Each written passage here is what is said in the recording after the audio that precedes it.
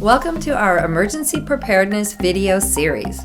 This is one of 12 videos that will become available during this year, one each month. First, let us introduce ourselves.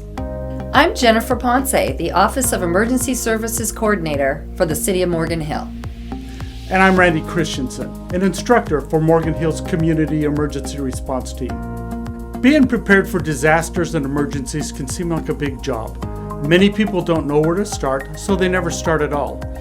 Do One Thing is a 12-month program and has been adopted nationally by emergency services of many counties. The program makes it easy for you to prepare yourself, your family, and your community for emergencies or disasters. The goal of this presentation is to help you safely meet your family's unique family needs during a disaster. Our objectives are threefold. Include all family members in a discussion about the unique needs that your family may have in a disaster.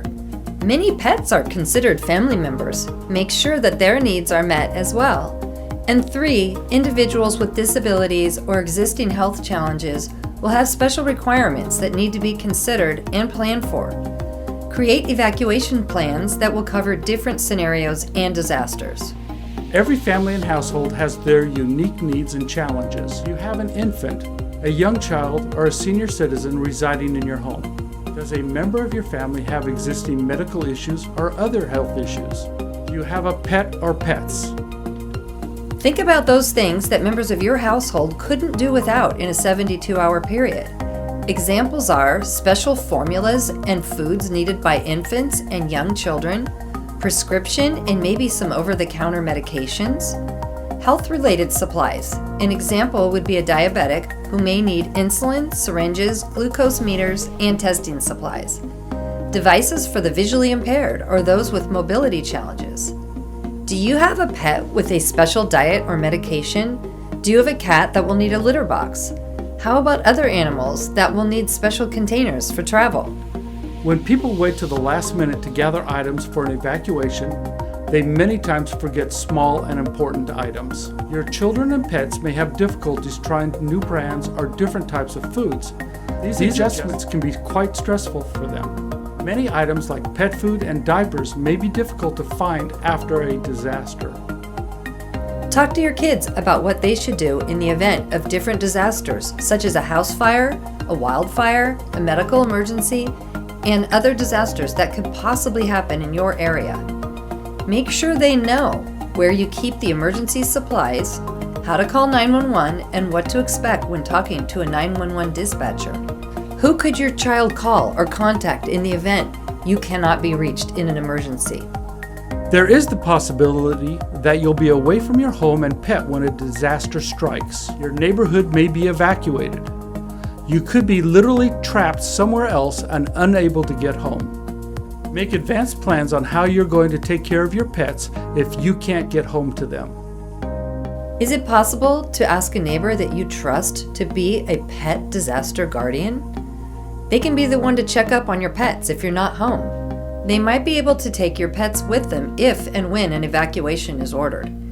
Make sure that this pet disaster guardian and your pet are comfortable with each other and that the guardian knows where the pet supplies such as leashes, carriers, and food are located. A couple of important things to remember concerning pets. You won't be able to take your pets inside most emergency shelters. Your local animal control agency can possibly offer suggestions about options. For safety reasons, for both the pets and people, animals will need to be in approved carriers when transported by emergency buses. Individuals with disabilities are more greatly affected by disasters than others in the community. Accessible services are many times not available, and disasters can lead to evacuations. If you or a family member have a disability, make sure to create plans dependent upon the different types of disasters that may happen in your community. When a disaster happens, there is a possible chance that paratransit services may not be available. Take the time now to contact your local paratransit provider and find out what services will be provided if and when an evacuation is ordered. If paratransit services will not be available during an evacuation, arrange for someone else to pick you or your loved one up when the evacuation is ordered. make sure they will always come to pick you up unless you tell them not to. If you can't evacuate, call 911 and let them know of your problem and location.